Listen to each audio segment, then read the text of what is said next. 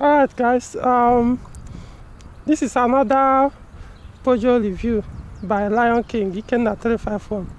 And what do we have today? Well, I don't know, some of you who probably have never seen this type of Peugeot car, you can guess. Okay, probably if I go to the back, you will know which vehicle I'm talking about. Right? So this is it. This is Peugeot RCZ. I know a lot of you probably don't know much about this brand, or I've never seen it wherever you are, but I know here in Abuja, I've driven about two. I think this is the third one I've driven. So I spoke with the owner, and he gave me the permission to do a review, POV review of using his own Peugeot RCZ.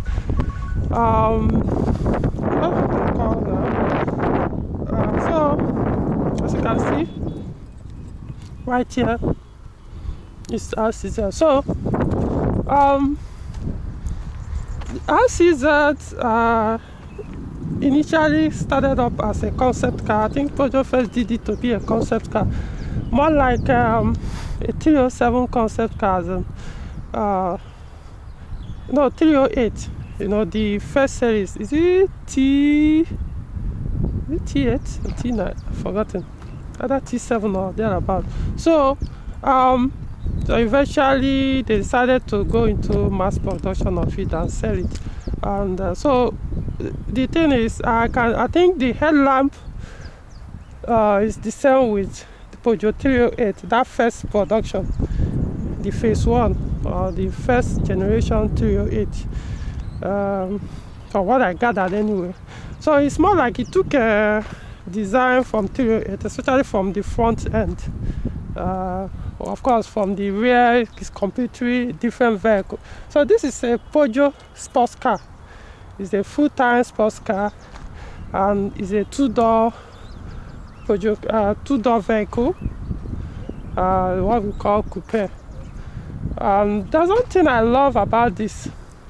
If you look at it very well, I don't know if this camera will point at it. The roof and the rear window, you know, it has this kind of shape like a W. It's not even W. I don't know how to put it, but you just have slanted roof. Let's see if you guys can see it. You know, so you have a slanted roof, as one of the best designs I've ever seen. Honestly, this car makes so much sense. This is a car, even though I'm not the type that asks people to do things just to please the people or the majority, but as in everywhere you are going, people are looking at you like, I mean, this is one of the best looking car I've ever seen and I've ever driven. So, this particular one is 2011. More like okay, I think it was produced. That's the production. Production of RCZ started in 2009, if I'm not mistaken. So I think this one was produced sometime in 2000 or early 2011. And okay, let's open the door. As you can see the way the rear view mirror operates. So okay, now let's look at the interior. It has a sports seat, more like a race design for race, right? This lumbar place will, you know, it grabs you very well and makes you very comfortable while you're on high speed, and it's a very comfortable seat. Honestly, if you sit on it, you feel very safe and comfortable, if I use those words again. So it's well thought after and well designed. Some may say, oh, the rear seat is very small, but who really cares? If you're buying a sports car, especially a coupe or coupe, depending on how you want to spell it, you don't necessarily need the rear seat. So this one, to me, the rear seat is mainly if you have anything you can keep inside, or if you have a child that is still very small, yeah, you can sit here. But for adults, no. So for me, it's no. The good thing about this car is the boot. You know, the boot is actually very, very big. Honestly, you know, it's very big. You'll be surprised what this thing can contain. And you can also drop the seat, and the rear seat. You can drop it and use the entire rear seat space to pack your luggage. So that's a very good thing. You know, and it also has a rear spoiler or damper, and this one it works automatically. It can come up on its own depending on it more like varies depending on the speed and all that. It could come up, or if you want it to stay up permanently, it has a switch where you can press it and it comes and stays like that, or it works automatically. So it depends on the speed, the aerodynamics and all that. So that's how it works. Let's look at the engine.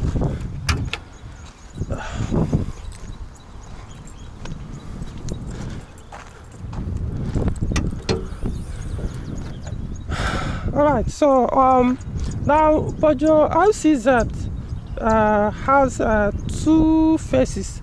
Phase 1 started in 2009 and ended sometime, I think 2011 or 2012 or so. So the second phase started in 2012 and ended, I think, 2015. If I'm not mistaken, you know, within those days. So it has within those years 2009 to 2015, it has about 4 petrol engines. They are all turbocharged. The first one is THP 156, the second one THP 163, the third one THP 200, and the fourth one THP 270. Now, this particular one is THP 156. What it also means is the horsepower is 156. So it's more like the one with the lowest power. You know, I think the full engine model is EPC CDT. EPC CDT. I think that's the engine code, something like that. So they are all turbocharged, like I said. Even the diesel, it has only one diesel engine, I think, and that one too is turbocharged. What's the power? Is it 160? Or thereabouts. And that diesel comes only with manual transmission. So this 156, the THP 156, any RCZ you see with THP 156, I think it comes only with automatic transmission. While the ones with THP 200, that's the ones with 200 horsepower and 270 horsepower, comes with manual transmissions only. Those ones are fully packaged for sports. Even the suspension setup and everything, they are all different. So this is 156 horsepower, and you also find this engine in other Peugeot cars, like similar engines, like in Peugeot 508, 308, 207, 3008. I mean, so many of them, you know. Just know that all the Peugeot car produced from that, like 2010, even 2007 upward, they share similar engine, identical engine with this.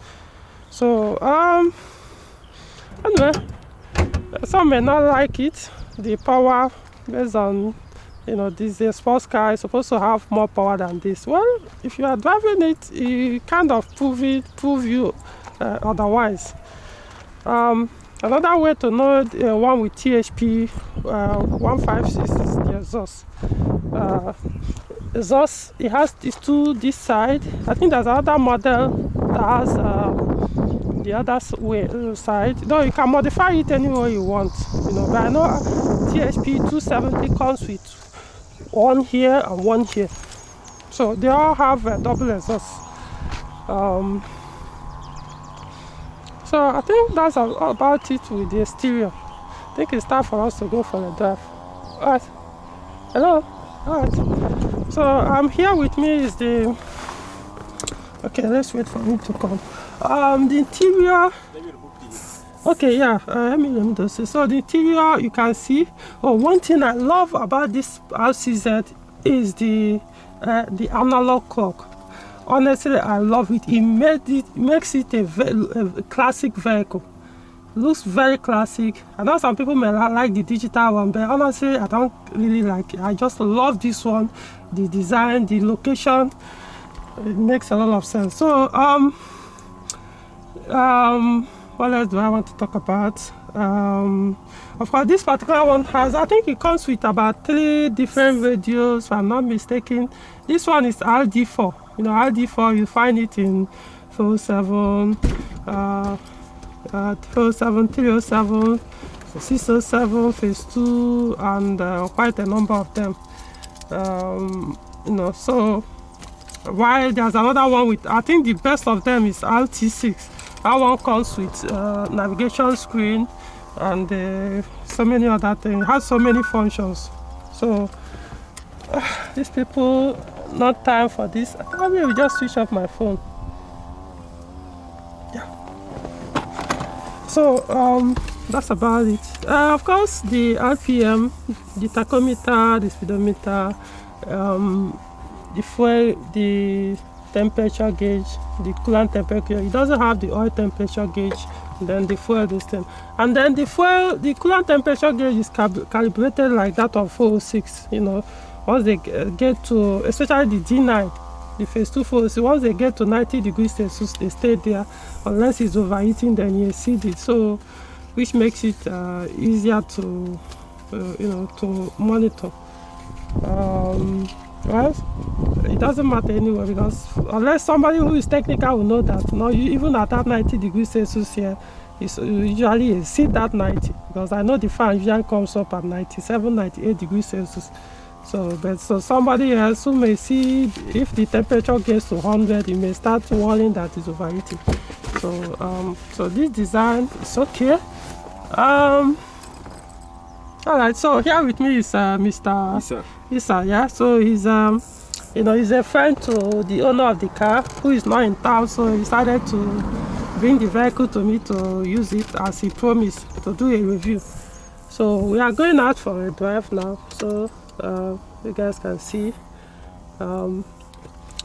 Specifically, it behaves, shows you most of the stuffs like Peugeot 508, you know. Alright, so it's out now. Just put the fan. It takes some time before this thing cool off. I don't want to increase the blower so that we'll be able to talk and you know, discuss. So now, of course, as you guys know, it's an automatic transmission. like I've mentioned earlier, because it's 156 horsepower, so they all come with automatic transmission. Now, the automatic transmission model of this car is known as 86. That's the model.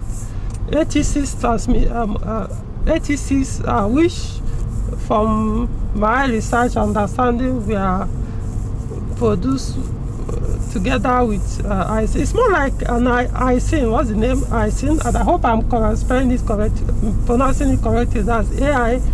It's an Isin production, probably produced together with Peugeot PSA.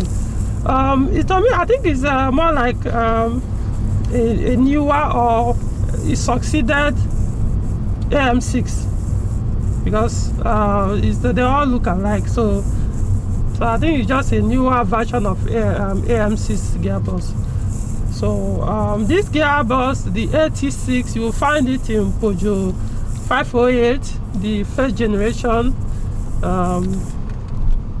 Peugeot 3008 first generation, and so many other Peugeot cars. Of course, it's 6-speed automatic gearbox. And yeah, luckily, if you are in Nigeria, the recommended ATF is available here that you can use. Not basically the Peugeot recommended, but there's a very good alternative that we have here. You can locally buy it. It's what's it called? Total ATF Fluidmatic. Total Fluidmatic MVLV. Remember, Total ATF Fluidmatic MVLV. M for mouse, V for Voton, L for Lagos, and V again for, I don't know, Victor, whatever. So it's available. I think as of this moment they're selling like 35 a liter.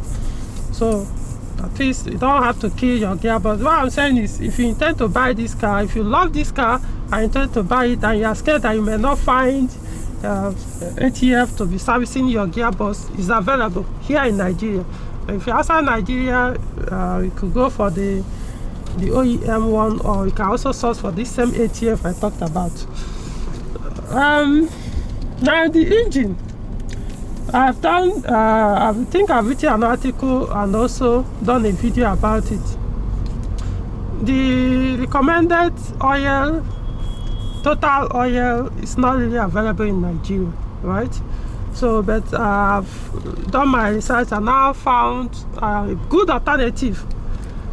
More like, it's not just an alternative, also recommended, but you can also use the word alternative, right? So it's recommended. That's a Mobil 5W30, but it's not just 5W30, there's a specific one. I'll probably put it in the description so that if you are going for it, you know. So it's basically for all these THP engines. Yeah, so it's available in Nigeria. You can use it to protect your distance. Now the good thing about this car is the instrument panel. For example, you know, in most automatic vehicles, automatic gearbox vehicles, when you put it on D, it just stays there and tell you that it's on drive.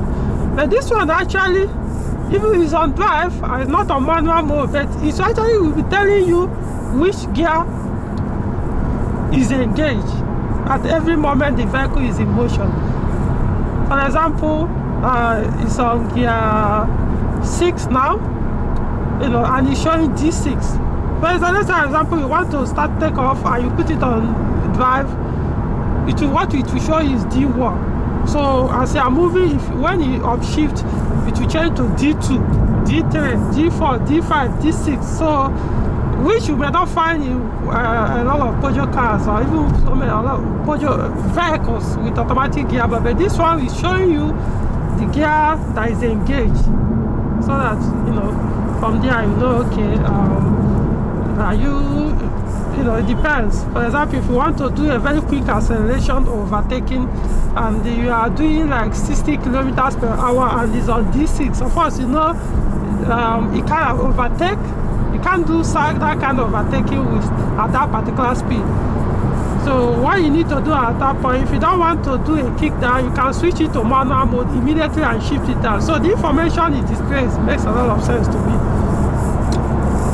to know the gear is in process. So apart from for the fuel economy, personally, like I said, I've driven this, like the third one I'm driving, and so far they are, all of them, the three I've driven, yeah, is it the third or the fourth? The thing is, all of them all have that THP 156 engine, the same engine in this one, and they were all automatic. So I could say the economy is okay considering the weight of this car. I actually didn't look up for the weight. Maybe I'll put the weight, the cab weight in the description. You know, so the fuel economy is not that bad. I'm not saying it's the best, but all I will tell you is, if you are buying a sports car, because this is a full-time sports car, and if you are buying a sports car and they are looking for fuel economy, then you don't know what you want. It's a sports car. They are meant to be very heavy, but I know this car will be very heavy. In fact, you can even feel it on the steering. You can feel it not just on the steering, as the car is moving, as you are turning, feels very, very safe, heavy and all that, you know. Of course, the ground clearance is very low. So if you choose to have this car, you need to know the kind of environment where you live in. If you are in Abuja, you have no problem. Even if you cannot all those places, you have no problem. You can travel with this car in Nigeria and all that, but not every part of the road that this car is meant for. It's very, very low, and there is a reason for that, so that you can choose to do 250 kilometers per hour, and the car will just stay like a drum on the ground. Like I said, it's a sports car, so but notwithstanding, this transmission is designed for fuel economy, so you can drive it as I'm driving now. Yes, the fuel economy is very good. Since we left even before I got to where I started this POV review, the fuel gauge has sat where it was all those while. So it's an evidence that the fuel consumption is good. If you choose to drive it for fuel economy, but if you want to have fun with it, of course, that goes out of the window. So the power and the economy is there, depending on the one you want to use.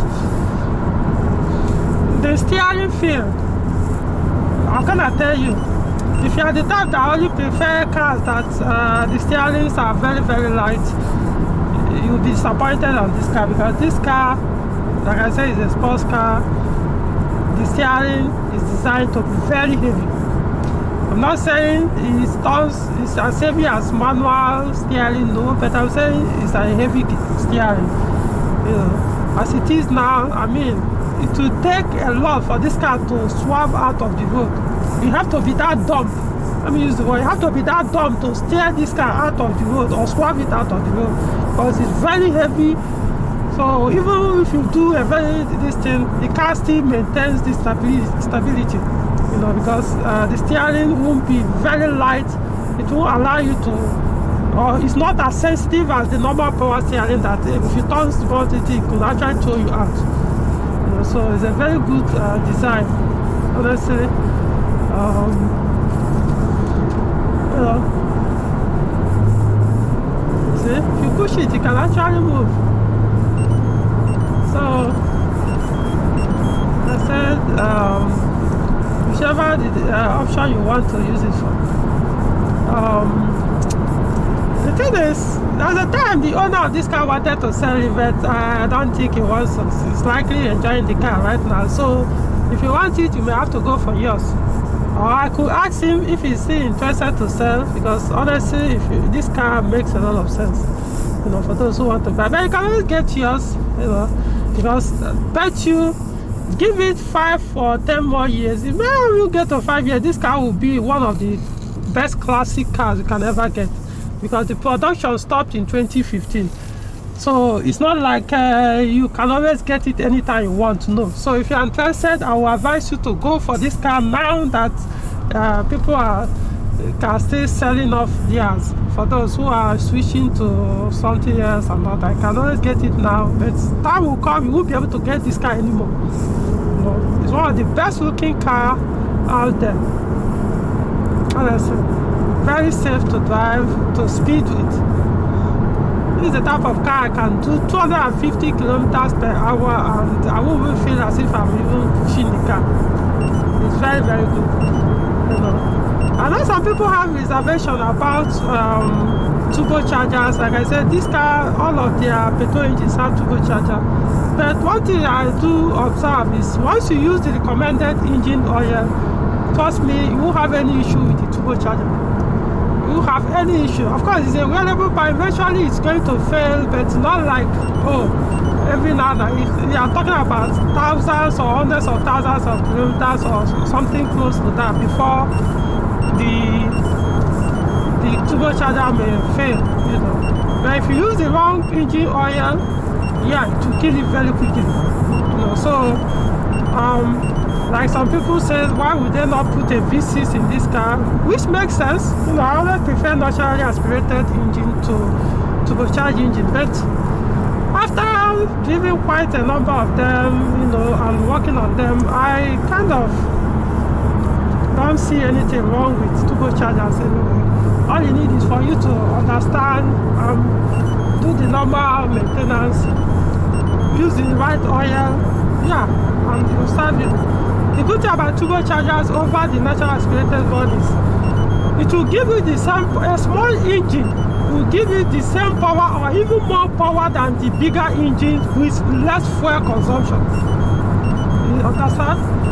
Let's assume the V6 has okay, for example, my 406 Peugeot 406 V6 has 210 horsepower, right? Yet this RCZ, there's one that comes with TSP 270 engine. And how much is it? 1.6 liter.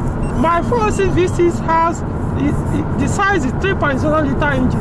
While that particular one I'm telling you, the high-end RCZ is 1.6 liter engine, very small engine.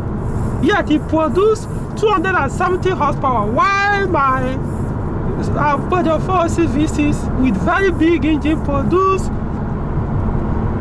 only 210 horsepower, and yet the RCZ, for example, the RCZ with 270 horsepower, fuel consumption on highway is about 44 miles per gallon on average. While that of with 270 horsepower, while that of my 406 V6 with big engine and everything with lesser power consumes about 37 to 39 miles per gallon. So you can see the difference.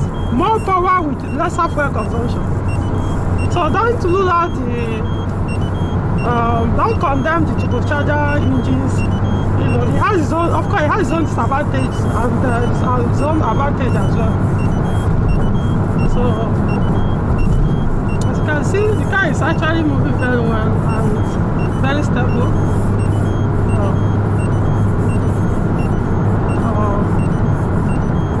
So guys, very soon I'll be switching up or I'll be ending this review. So this is a very good car for anyone who is interested to go and buy it. And, I mean, I would have put on the radio, but I don't want all this copyright stuff. They come and start telling me, oh, you use my music and stuff like that. Because the sound system is very, very good. In fact, the first time I entered the car, I was like, I asked this my friend if they put subwoofer. He said no, that is the factory one. I was surprised. I mean, so the sound system is very good, probably because the design of the boot. So the subwoofer there, the factory one is bringing out the sound very, very good. And honestly, I love this RCZ. I love this. In fact, if you are into cars, if you are a petrol head, if you are a car enthusiast, I will suggest, I will recommend you get yours. You know, you can go, if you're into automatics, go for this type. If you're into manual, you have one more, about different to 3 itself that has more power than this. So you can enjoy yourself, you know. It's a very good car, and Peugeot did their, you know, put in their best in this vehicle. You know, they really, really tried. So guys, I don't know if I remember any other thing. Probably I'll do a second video, or I'll do another video and join with this one, or I'll put it in the description. But big thumbs up to Peugeot for producing this vehicle. See you guys next time.